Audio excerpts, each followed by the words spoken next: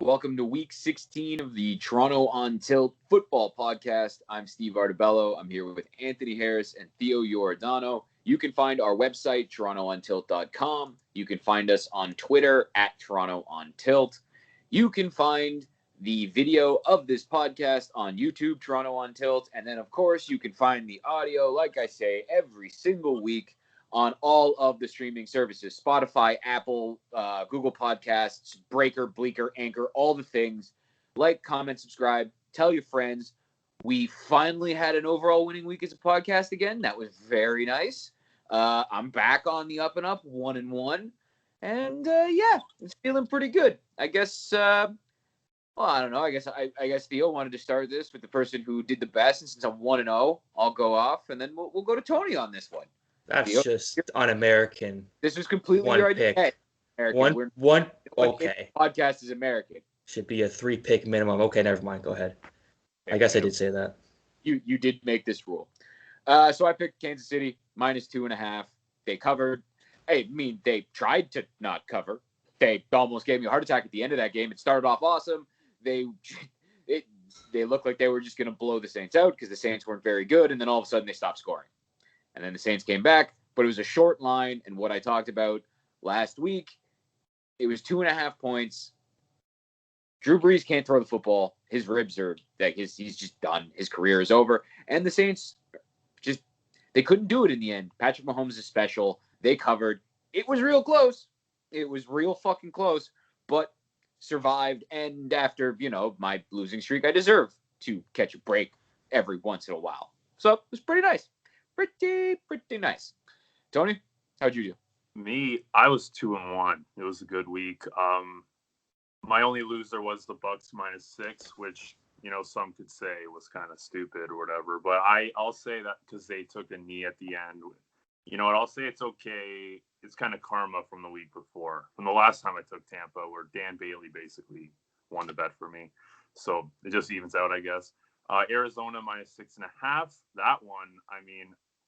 I expected the Cardinals put up a ton of points against that injured secondary, but I didn't expect Jalen Hurts to have the best game ever and kind of match Kyler Murray like each drive to drive.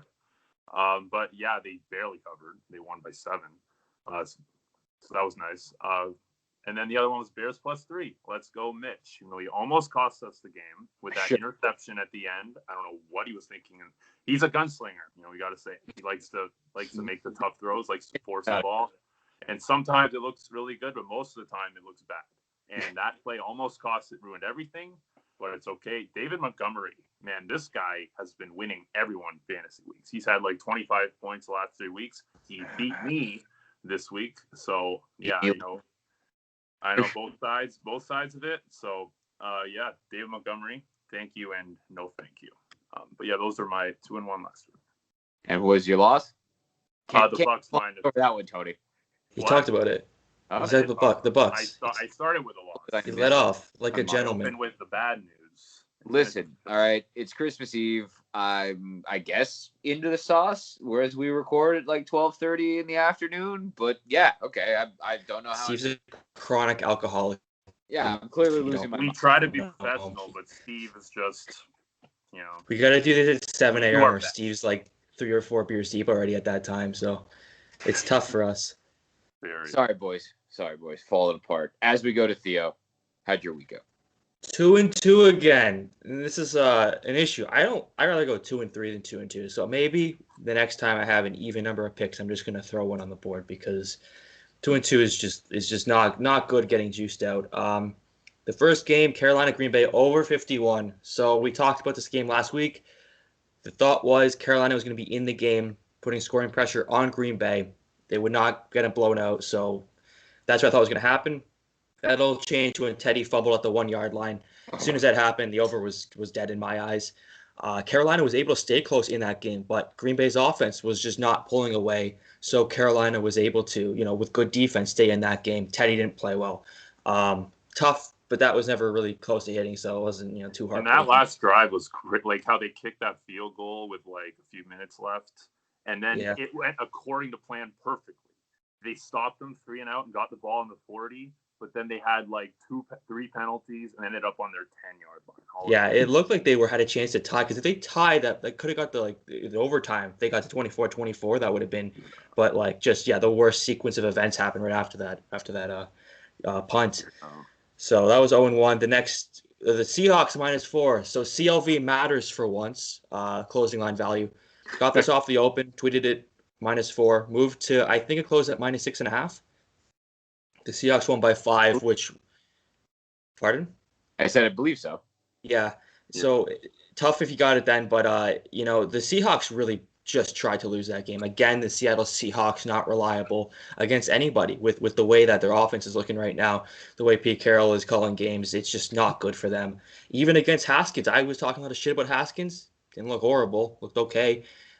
So we were lucky to get the -4 cover. When they were going down at the end, I was so sure we're going to lose this game outright. So it was nice to hit some good CLV that week, and it turned to be very profitable. Yeah, the other one, numbers have been a lot on the downturn for like half the season. Since like week 8. Yeah, it's been terrible. It's been a disaster, yeah. The other one was one I grabbed off the open as well, Niners money line, which I grabbed based on the number. Knew it was going to move in their favor. Ended up moving to -4, which was pretty crazy how much line movement. I didn't middle, and it turned out not to be a good idea because the Niners looked like absolute shit right away with 2 turnovers in their own end, which led to Dallas points. That kind of set the stage. 4 turnovers overall for the Niners. They were still in it, but it was like just Mullins and the quarterback situation so bad there, and they're just it's hard to back them going forward. This week I'll have some reasons why I'm not backing them this week, and it's just a tough situation there. They're ready for the draft. That onside kick return touchdown to end the game was fitting. Like it was like just the disaster that game was for them to crawl back into it. It was almost just like, no. You don't get this hope. You don't get to believe like you guys are coming back. And that kick right to CeeDee Lamb. Like, when's the last time that happened? Hines Ward in the Pro Bowl? No, Seriously. AJ Brown happened this year. AJ Brown did it against the Colts? Yeah. Okay. It's the most demoralizing thing ever when that happens. You think we can get the ball back, and they literally score a touchdown on it. It's like the worst feeling ever. That's what I mean. Like, I don't remember the AJ Brown one, but I mean, other than AJ Brown, the only one I remember is Hines Ward in the Pro Bowl, like 2 decades ago when I was a child. The game would have ended if he just went down, though, because they scored on a Hail Mary to end the game, the Niners, on the way back. Oh, yeah. But just stat padding a CeeDee Lamb, so it is pretty demoralizing. And then I got to bring up the winner. I got Bears +3 at +105. Best play of the week. My most confident play, which made us all very nervous. Steve didn't end up jumping on it. I thought he should have. I mean, it wasn't like the Bears look good again against bad defenses. This Bears offense has been good. We've already Tony talked about it a lot. Trubisky tried to throw the game away. I don't know if I'll be back in the Bears much going forward. They're kind of a tough team to stomach during games, but it was a nice spot for them there. Vikings laying points usually a problem, and it turned out to be that way again. 2-2. We're up on the year, 2.5 units. So let's finish the year strong. Nice. Yeah, we had a strong start. The middle was not kind there, and now we're gonna close on a strong note. I've been as steady as it gets. I have been just 2 or 3-3-2 mostly every week. It's been just I've had a few big weeks, but no 0-4s yet. So this could be the week where it either falls apart or we get a nice end to the year. But fell apart for me. I had a really nice thing going like 9-10 weeks into the season, and then it all went to shit. I guess before we get to picks this week, there were a couple of fuck yous of the weeks. Boys, I guess we'll start off with Tony. Who did you want to say fuck you to this week? Well, this was obviously fantasy semifinals. A lot of people probably have a lot of fuck yous. With me, I thought the most sure thing I've ever had in my life, the Rams defense against the Jets in fantasy football. I mean, they're definitely the contestants number one. They had 28 points the week before. They've been rolling, this defense. And the Jets are garbage, They're really bad. There's no way they're going to score points. There's no way there's going to be so many sacks. In fact, at that point, I was expecting at least 20 points. I was expecting a massive game. And they gave me 4. They gave me 4 points. The team did not show up the whole game. It was embarrassing. And it's going to cost them in the playoffs. Like, that loss is big. I lost by 4 points thanks to the Rams defense not showing up. So thank you, guys. Thanks a lot. To be honest, the Rams might want to play on the road. They stink at home. Yeah, that Well, they team. just had that Oh, Patriots game at home. Well, they had the Niners game at home too. But their offense just looked good at home. Well, they lost the Giants game too.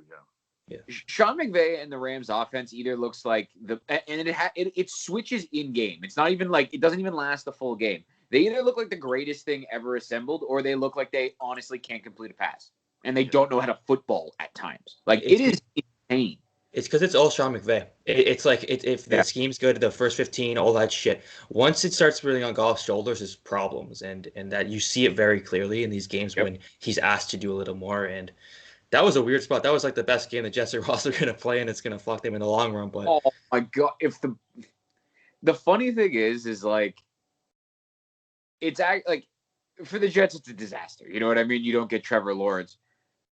For Trevor Lawrence, though, this is probably like the best thing that could have happened because.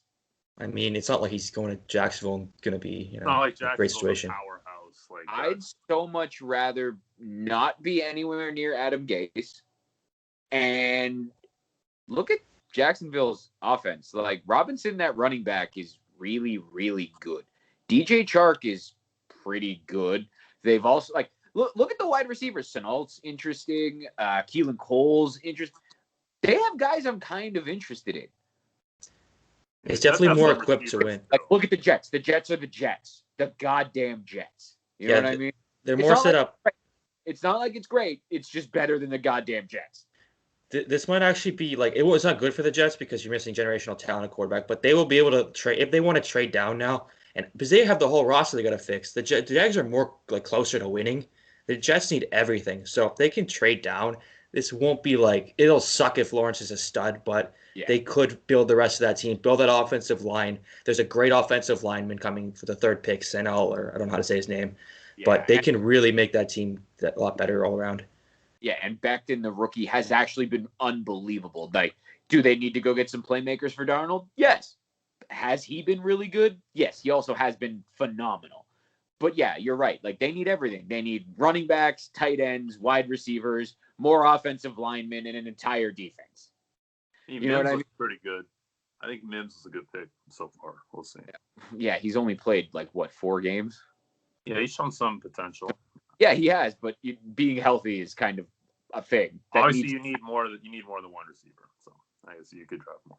Exactly. Crowder won't be around. Crowder's been their best receiver, but he's hurt all the time. I think you just get that tackle and you make that offensive line you can make an all-world offensive line. Yeah. At least start to, at least. Your fuck you of the week before we get on to our plays this week. My fuck you of the week is Bill O'Brien. So if you watch that Eagles-Cardinals broadcast with Aqib, do you guys know Aqib Talib was announcing games? Yes, and I love him. I've been watching the Aqib Talib games for I want to say the last 5 weeks because they've been phenomenal. I love him so much. Usually when the Eagles are playing, I just watch them and they have red zone. And usually I don't catch who the announcers are for each game. Watching him for a full game was just a treat. That guy just random lines throughout the games. He just shit all over Bill O'Brien just out of nowhere. They were talking about Hopkins. He made a nice catch. Just trashed him. I think he was saying they were asking the one-hander in the corner of the end zone. And and they were talking about it. I think it was the play-by-play guy was like, how do you trade DeAndre Hopkins? And all of a sudden, it was without a second, Aqib Talib's if you're Bill O'Brien, well, that was stupid, wasn't it? Everybody's questions Bill O'Brien's decisions, and that's why he's fired. He was roasted. I love Aqib Talib because he does the Tony Romo thing on defense. He'll tell you exactly what's happening before the play happens, but he's also fucking hilarious. He doesn't he will make fun of guys. He'll make fun of himself. He tells excellent stories. I fucking love Aqib Talib so much, and he needs to be on more primetime games because he's. No, he doesn't. Keep him where he is. This is like the Dick Vitale. You don't put them in the spotlight. You keep them to the side. Dick Vitale, keep him at midnight. Don't put him at primetime because everyone's gonna fucking hate him. That's the same thing with Keep. Because people were upset at it too. I saw on Twitter. It was very hit or miss with oh, what the fuck is this guy? But if you keep him on the 405 game, I think that's fine. Most people that were angry about Aqib Talib were just angry that a black man was doing play-by-play, to be fully honest. Like Keep and people who hate every broadcaster. No exactly. Like, it's the standard idiots who think no broadcasters do it right, or they were just essentially angry that a black guy was doing because they were just like, oh, his grammar isn't great. It was like, who gives a fuck about his grammar? He's hilarious and he knows what he's talking about. Yeah, it doesn't matter. It was, yeah, I don't know. I love Aqib Talib. We need more Aqib Talib. Aqib Talib is awesome. Yeah, he had a great career. He was a phenomenal corner. He really was. Not to mention, he had some of the funniest moments in the NFL. He just snatched chains. When that he was his thing. Chain and like Crabtree snapped and tried to punch him in the helmet, and he was laughing at him the entire way as it was going on, was one of the better things in the moment. Also, the video of him getting Peyton Manning to dance to, what is it, Honky Tonk, the Tennessee fight song. Yeah. Rocky Top. Pumpkin thing on the face of the earth. If you haven't seen that, Google it, because it is fucking hilarious. They both went to Tennessee. They didn't go at the same time, but when they played together with the Broncos, Aqib Talib got them to play that song. I think it's either like Rocky Top. Rocky Top. Rocky Top? Yeah, okay. Yeah. He got them to play it during practice, and he started dancing, and then they got the video of Peyton dancing, and it is gold, Jerry, gold. But yes, it's phenomenal. Super Bowl champs, 2015 Broncos. He had a great Sunday Night Football intro too. Oh yeah, He's Leeds, Kansas. Aqib Talib is amazing. Aqib Talib is the best. Yeah. Anyways, I guess we'll just move on to our picks this week. Theo, get us started. All right, I got 6 plays. Busy Christmas. I don't even like the board. I just, we got to sprinkle some action. We're not just going to, say Christmas, not betting. Content, yeah. One of the first ones I got, Cardinals -5. This was, I got a bad number. It's at 5 now. I think it's going to go up. I didn't grab it early in the week. Looking like the Niners are packing in for the season. I mentioned it during the Niners part of this. They look like they're going home for Christmas before the game is what I heard from a few people. They are playing the day after Christmas. Their thought process is not going to be on this game. The quarterback situation's a mess. I don't know who the fuck's healthy. I think Mostert's out. I think Kittle's still out. There's no reason why a team like the Cardinals, who are in a position to – last week, they should have scored a shit ton more. Their offense is still not hitting the peak it should. Their receivers are amazing. Watching their game last week, they are so ready to just be on the next level offensively. What were you saying, Steve? This is what we were talking about last week. It wasn't actually the red zone issues. It was getting into the red zone with the Cardinals. There's something about getting into scoring position with them that just they had a red zone turnover last week. That Kyler throw was just ridiculous, where he just I think he was trying to pull back and he didn't, and it just was like an easy interception. But they have their issues, and if Kyler is keeping the ball, I don't see why this should be probably 7, even though it's a division game and people say that narrative shit. But I like the Cardinals here under 7. Got it at -5. Miami Raiders over 48. I got the shittiest of this shitty number. It's at 47.5 now. I think you look at the Raiders. It's any time the Raiders over is under 50, you got to just kind of ask yourself why. Yeah. We know why, because they have the Miami injury concerns. With Gesicki and Parker, I still think they will be able to get bounced back against this Raiders offense. Tua has been waiting for a matchup. I know he's had a few games against bad defenses where he hasn't been great, but this is a spot where Miami, coming into the playoff stretch, will start to hopefully put together a good offensive performance. The Raiders side, I don't really care who starts. If Carr starts, if he's healthy, I think that's fine. Mariota, I think, is going to be fine in that offense. I think Gruden's good with quarterbacks. They're good with their offense. They will be able to find points there. It's at 48. Probably should be closer to 51. I think if you get under 51, that's decent play. Again, I haven't seen injury reports today. Could affect some things. If you get some positive news, you might be getting a higher number for that. So just keep on look for that. Rams money line +115. So this is down to +100. This was a number I grabbed off the open and tweeted. Ultimate bounce. Can you get a bigger bounce back spot than losing to the Jets at home and playing the next week? Oh, you can't. They should have been 0-16. You can't Sorry, not bounce back. Buy low. Pack it in. Yeah, it's. I meant buy low, not bounce back. But I like the way the Rams against when they're not favorites. I like the Rams. Usually, when you get too high on the Rams, they have a performance like that where they just like completely make you question why they are where they are. Seattle again, a team I despise backing them because every time it feels like it's just dirty money. Even if you win it, like last week, Yeah. McVay 5-2 against the Seahawks, coaches well against them. Pete Carroll dropping even more comments this week about we gotta, I love running the ball. I love how we can dominate. It's like this is your problem. He just doesn't understand. He's gonna keep doing it. Keep doing that against this defense. See where that gets you this week. And Vince Lombardi said so though. That No, you no. need to run That's the ball. how you should coach football like it's He 1960. knows a thing or two about No. football. He's the SpongeBob meme. He's the how many times do we have to teach you, old man? It doesn't like it's the new NFL. But all right, Pete Carroll.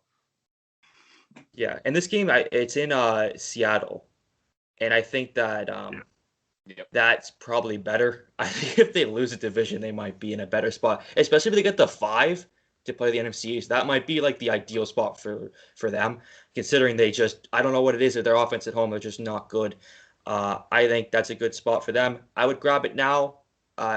If you're losing the plus money, it's still, the Seahawks. It's not going to be it's going to be a very tight game. So if you can still get plus money on it, I would be supportive of that decision. The next one, Titans +4. So another one grabbed off the open. It's down to +3. I don't know. You might get some Packers money coming in. It seems like it might have been a little bit of early Titans money. We'll see what happens when the limits go up. Again, the concern for this one, obviously, the Titans defense does not stop anybody. The only hope they really do have is the Packers getting their own way or some wind, which I don't know if we're going to get too much of. The Packers, though, have not been able to put these teams away. Every week, it seems, with the Packers, they just continue to allow these teams to hang around. The Tennessee Titans are a great second-half team. When they're down, they're great at getting back in games. Even though they run the ball a lot, they're going to be able to play a bad run defense. They'll be able to shred them. It'll be score for score. Again, the over is at 56. It really tells you the story this fucking game's going to be. I think the Titans are able to stay in this game early, and if they don't, they'll be able to come back in it. They'll be able to set up the play action pass with their good run game, and Tennessee should be hopefully keeping this within 3. See, I got a teaser, so I'm waiting on my teasers to open up on my book I like to do teasers on with the Saints and Steelers. Again, if I get the Steelers over 7, maybe 8, we'll see where that line goes. I don't think the Steelers can get blown out in this situation. I'm not high on the Colts offense. I think this is the toughest matchup they've had since Baltimore. And we look at what happened there. The Colts have really benefited from playing shitty defenses, and this is a week where they're going to play a better one. I know all the issues the Steelers are having. It's very tough to back them, but I think in a spot where you tease them over 7, their defense will be able to keep this close. The Steelers' offense, again, I'm not confident on this team, but in this spot at home, the number seems like the wrong team is still favored, even though the Colts are, playing a little bit better. I still think if you can tease Steelers over 7, it's a good look. And then the Saints, I want to gamble on Christmas. And I don't want to lay the 6.5. It's up to 7 plus 100. Okay, so these fucking total lists. I wish there was open. Now I would have teased it, but I can't tease the -7 plus 100 and the Vikings +7 -1. It's moving. Yeah, it's probably gonna hit 7. So I'll probably tease it down to 1 and tease the Steelers up 7.5. Again, Breeze look like shit right now. I don't think we mentioned it earlier. I think it doesn't matter this week. The Vikings defense is horrific. Kamara will have a big day. And, I think that would be the second half of this teaser. And the last bet I have, which I will not have any leans. I played everything I leaned this week. I have half a unit on Panthers money line at +113 and half a unit on the Eagles to win the NFC East at +600. Thinking here, okay, the route. I'll give you the games right now. Who do you guys think is going to, Panthers or Washington? Is Alex Smith playing? Probably not. Maybe. He's still limited in practice. I don't know. See, the problem is Let's say it's Haskins. With Haskins, I think it's going to be Haskins, even with his shenanigans. The football team's defense is actually, that defensive line is really good. Kendall Fuller is a really good corner. That defense is good.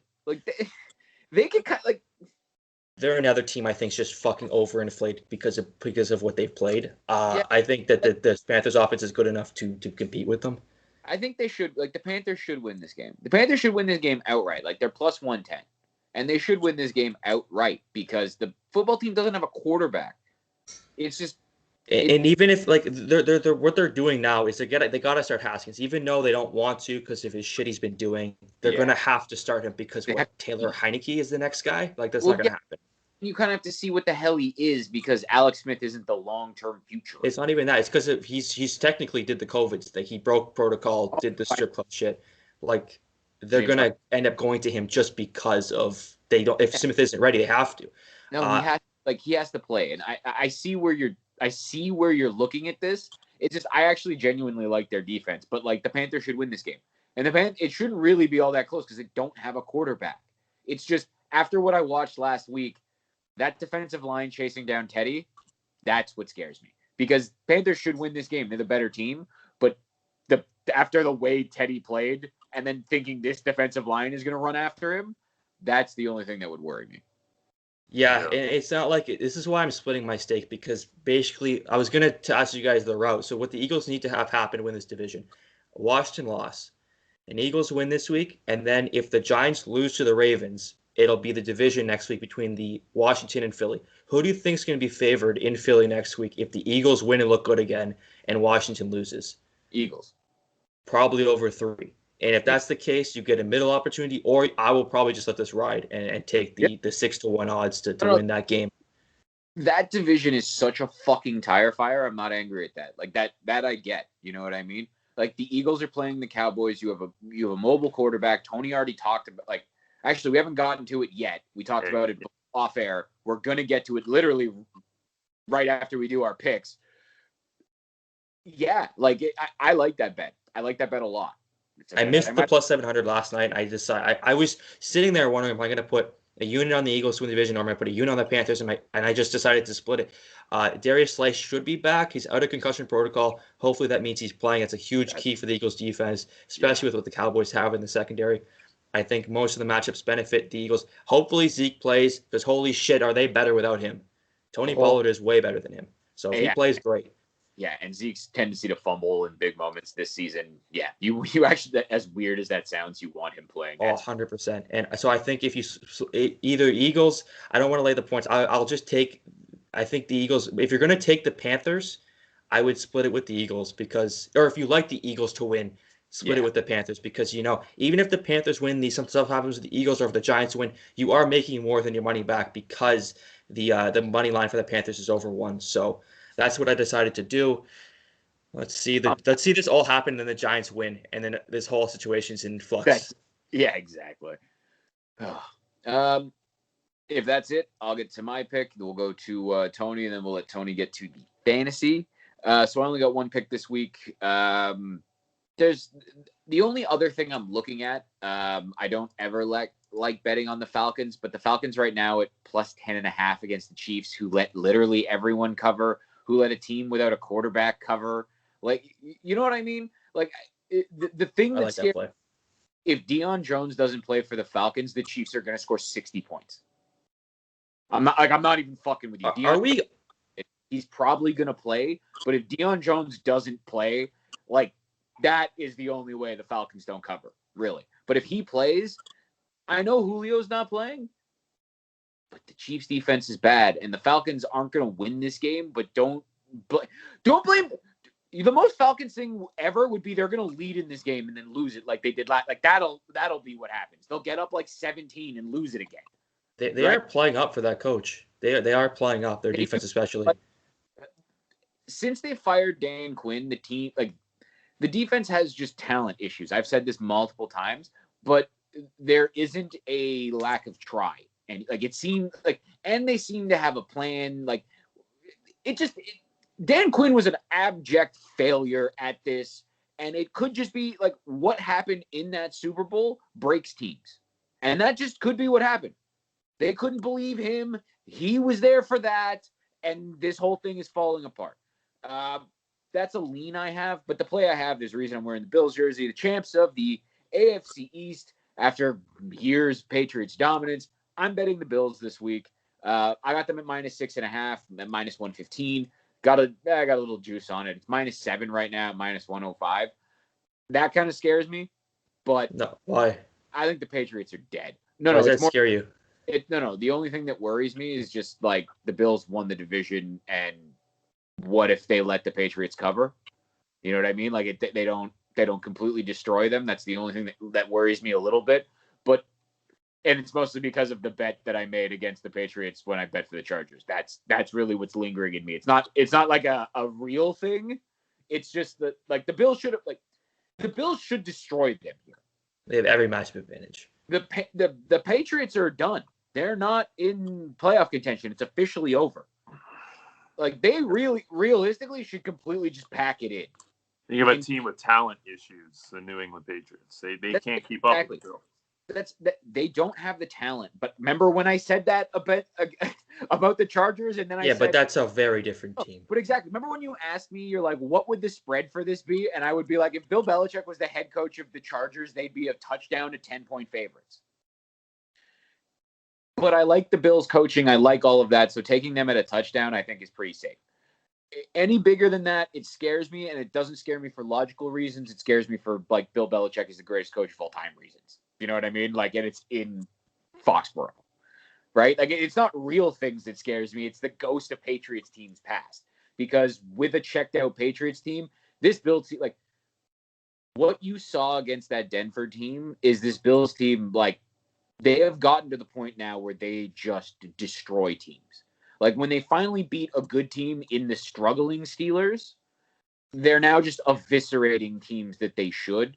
And Josh Allen looks like one of the best quarterbacks in the NFL at this moment. We'll see how this continues. But at this moment, he's ridiculous. And oh, by the way, I know we don't have the injury reports yet, but they're already saying that Stephon Diggs is going to practice today. And if he plays against the Patriots, like Stephon Gilmore getting hurt too, like just give me the Bills here. Give me 6.5. I think they should roll. Again, the only thing that scares me is the ghost of Patriots past, and that's not even real. That's just, you know what I mean? The specter of the greatest coach of all time and the ghosts of that team in Foxborough. But give me 6.5 because I think that's pretty safe. Would you bet it at 7 for the people now? Like I said, yeah, you should feel good about it. I just don't feel good about it because of the Patriots. Like you shouldn't really be afraid of it. They should win by 10. They should pound the shit out of them, yeah. I think it's a decent teaser contender, too. It's Bill Belichick. It's December. You know what I mean? It's all of these things that only really counted when he had Brady and the team was really good, which it is not. It is bad. When Tony mentioned it, we've said this all year. They have talent issues. So you should be betting it. I just don't because we also are getting to the point of the year where we saw last week, we saw the Bengals when we saw the Jets. Like, we've seen these double-digit favorites, which I know the Bills aren't double digits, but we will see some crazy shit the next 2 weeks where you don't see it coming. You know what I mean? We're in the garbage time point of the season. And this is a perfect garbage time thing. Look about it. You have the team that just clinched the division against the team that doesn't give a shit. Well, they got to get the 2. Like, they're going to want the 2, I think. Well, there's also the fact that the Bills as an organization would love to sweep the Patriots here. Yeah, that's a big deal, I think, for them. You know what I mean? Like, that's another thing that if you were going to bet them at 7, again, I'm not giving you good reasons to not take them at 7 because you should, like, especially at -1 and 105. You're almost getting plus money. So. Yeah, I might do it. Maybe. But Tony. For me. The hottest gambler in the country at 3 winning weeks in a row. 4, I think. Oh, sorry. Woo. I shortchanged you. Yeah. My 3 starting Christmas, I have the Vikings +7. Mike Zimmer just is a matchup thing with Sean Payton. They're always in these games. They're winning a lot of these games. A lot of points. Vikings are usually pretty good in these spots when they're getting a lot of points, and Saints are pretty bad at home when they're getting a lot of points. So good thing you locked that. Literally went right back down to 6.5. It literally just changed. Well, I got it. I have a question. I got it at -110. I have a question for you, Anthony. So this line looked weird to me because I thought it should be over 7. Do you think the wildcard game last year is having an impact on what people are betting this week? Yeah, I think some of that memory is there. Yeah, maybe, but how much? What do you think it should be? Because I don't think the Vikings are going to be in this game at all. I think it should be over 7.5. I think it should be 7.5, which is important in football. I think it might end up getting there by game time with game of betters, day of betters to push that there. But I don't know. Give me your reasons, because I was just wondering if you thought that, because I was wondering why that's getting pushed down, and that might be part of the reason. Yeah. Yeah, I guess people just see the points, and the Saints are Breeze has been coming off that shaky game last week, so that's probably why people are betting it down. But the Vikings they have a good offense, legitimately good offense, move the ball up and down the field, like top-ranked offense in the league. They'll be able to do that against the Saints. Like, they just know what they're doing. All these games are close every time they play, and the Vikings, when they're getting points, they cover. That's what they do. We'll see against the defensive line. I don't know. Well, I'm going to be against you this week in some capacity, but I was just curious. You got a good number at least. You bet numbers, as you always say to me. You bet numbers, not teams. Yeah, no, I get what you're doing, Tony. It's just like I have this memory of Kirk Cousins against good defensive lines, like burnt into my brain, of him getting the shit kicked out of him. You know what I mean? Yeah. Holding the ball too long and just getting killed. Well, I just know about the Saints not bringing their A game all the time when they're big favorites. No, I feel you. Yeah. Next, probably the biggest sucker pick ever. I got the Colts -1.5. I'm just thinking about it with the way the Colts bring pressure, and Ben can't move anymore. So bringing the pressure, they're not going to be able to make plays on offense. They haven't been able to run the ball at all for the past few weeks, and the Colts stop the run all the time. All those reasons, the Colts should be able to do enough on offense to do that. They have a good offensive line. So yeah, I'm taking the Colts. Nice. That it for the picks? The other one is Rams money line. Theo kind of talked about it already. When they're great, they blow it, but now everyone's kind of down on them a little bit. They had a really embarrassing loss, but yeah, +115. I like that one a lot. That's probably my favorite play of the week. Nice. And Tony, you had a fantasy mention for the people in the championship this week. Yeah, if you listened to me 2 weeks ago, I told you to pick up Jalen Hurts on your team. You'd be in the finals most likely, unless you started the Rams defense, and you're probably not. But Jalen Hurts, electric last week, phenomenal, and now he's playing the Cowboys, who, as we've seen the last couple of years, are awful against mobile quarterbacks. You saw it with Mitch last year. Yeah, most quarterbacks. Mitch tore them up last year, running wild. Josh Allen last year. This year, Lamar running all over the place. And, of course, we remember Kyler on Monday night just running all over the place. And one of the biggest demolition shows of the season. But, Jalen Hurts, I'd say he's a top 3 quarterback play this week. I'd start him over Josh Allen. I'd start him over a lot of people. Everyone except probably Mahomes and Rodgers. I'd put him third. He's just he's going to have a big week. You're saying he's the best quarterback in the league? For this week, fantasy-wise, yeah. I can't disagree. Yeah. All aboard the Jalen Hurts train. Yeah, he's trying to hope that this Carson Wentz to the Colts trade we talk about happens, so he can just ride there. I'm not necessarily jumping for it. I mean, if they do it, sure, but we're not gonna. No, I said Theo's jumping for it. He's praying that happens. So no, I don't. I do not want him on the Colts. I made that clear. And I'm not going to get into this Schefter report. We're not talking about Carson Wentz every week. I'm just saying a lot of shit's. We're not talking about it again, but a lot of stuff's being lied about right now, and we will not get into it. Demanding all that shit. That's a lie. You're not happy with that? I'm okay. Carson's going to go somewhere and be fine. Hopefully it's on Indy. That's all I'm going to say.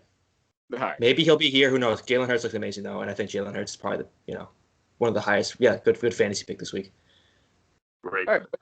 Anything else you want to say to the people before we take off for Christmas? Merry Christmas. That responsibly, unless you have a good feeling. That we're called for a reason. Follow your gut. Do terrible things. Who knows? It's not gambling if you're winning. It's literally just investing. Yeah, it's not called. It's called gambling. It's not called winning. That's what's part of this entire thing.